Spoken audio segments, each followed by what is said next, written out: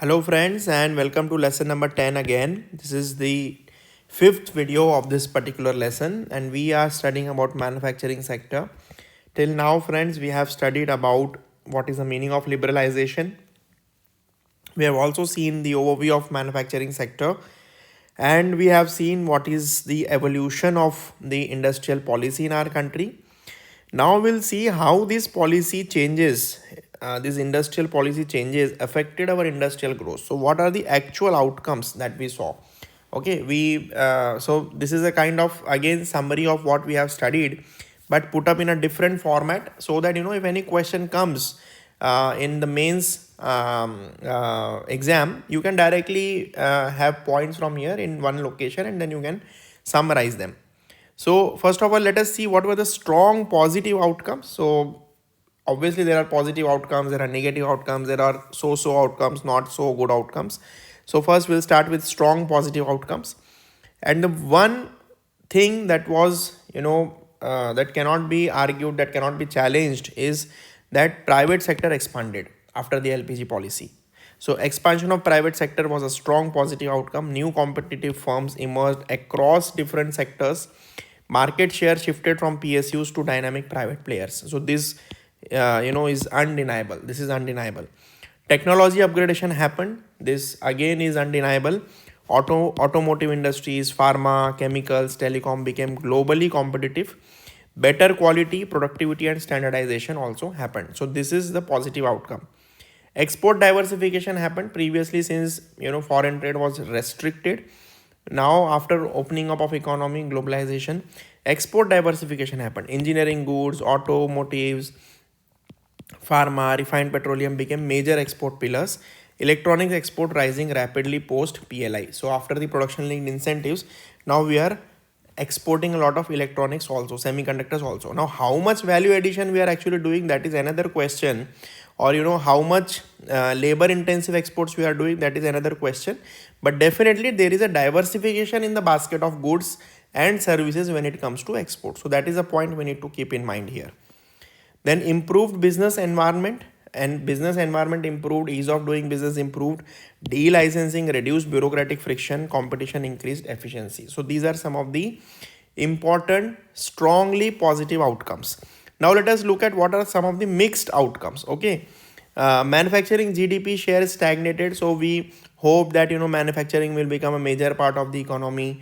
Previously agriculture, but we directly shifted to services, and manufacturing somewhere around 15 to 20%. So it stuck near 15 to 17% over 3 decades, far lower than the East Asian benchmarks of 25 to 30%. Services outpaced industries, IT, BPO, information technology and business process outsourcing, finance, telecom pulled ahead, structural imbalances happened. India skipped the manufacturing-led growth path. We have already seen this. This is called idiosyncratic growth path. Regional disparities widened, growth concentrated in some states like Maharashtra, Tamil Nadu, Karnataka, Gujarat. Eastern and northern hinterland states lagged. Okay, so this is a mixed outcome because this is not a very positive story. While some states grew, other states remained backward. While we grew in services, we could not grow our manufacturing. So this is a mixed outcome. Okay, not a very happy story. So that's why we have put this in the mixed outcome. And there were obviously some negative or unintended consequences also, which we did not want, but it happened. Okay, one is that labor intensive manufacturing declined actually. So now unemployment will increase because labor intensive manufacturing is decreasing. We are having more automation, less labor use, and we have more labor, right? So your principle of comparative advantage, or the Ricardian principle, will tell you that you should export products in which you have a more comparative advantage, more competitive advantage, and where you have availability of more of that factor of production which is used intensively in production of that good. So for example, if you have more labor and less capital, so you should produce goods which are more labor intensive rather than capital intensive, because you have more labor than capital. So that is a economic theory behind it. but we are failing that economic theory actually. So textile, garments, leather lost global share to Bangladesh and Vietnam. So our industries which were labor intensive, we lost them to Bangladesh and Vietnam. This textile, garments, leather, all these industries. High logistics cost, another reason, for example, if it is getting grown in UP, now it has to be brought to the port, right? Either to the Mumbai port or to Visakhapatnam port, somewhere to be sold off in the exterior markets, in the foreign markets. So so for this, the logistics cost should be less, but our logistics costs are very high.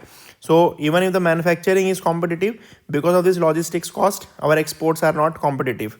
Rigid labor laws and inconsistent export incentives hurt competitiveness. MSMEs hit by foreign competition. Cheap imports displayed small units in consumer goods, electronics, toys. For example, if you want to manufacture, a game, or for small kids, now very very cheaply it can be produced in China. For example, the same toy that you can produce in India for 1000 rupees, it can be produced in 200 rupees in China. So obviously people will buy this toy. Why will they buy this Indian toy, right? So that is a problem with this price differences. Policy volatility. So our policy was also very volatile, meaning not very very constant or supportive. Frequent tariff changes, uncertainty in tax exemptions, retrospective taxation episodes hurt investor confidence. Retrospective meaning that you put tax today, but they said it will be applied from 5 years ago. So now investors, obviously when he had come to our country for investment, he did not know that you will apply this tax later on. So this will hurt his confidence. Then there was inadequate industrial job creation. This is very very major problem. Industry did not generate enough formal jobs, and that's why it is called job poor growth. Not jobless growth, but job poor growth. Okay, less job growth. So these are some of the negative outcomes. We'll continue discussing about manufacturing sector and what are the various issues in the next video. Thank you.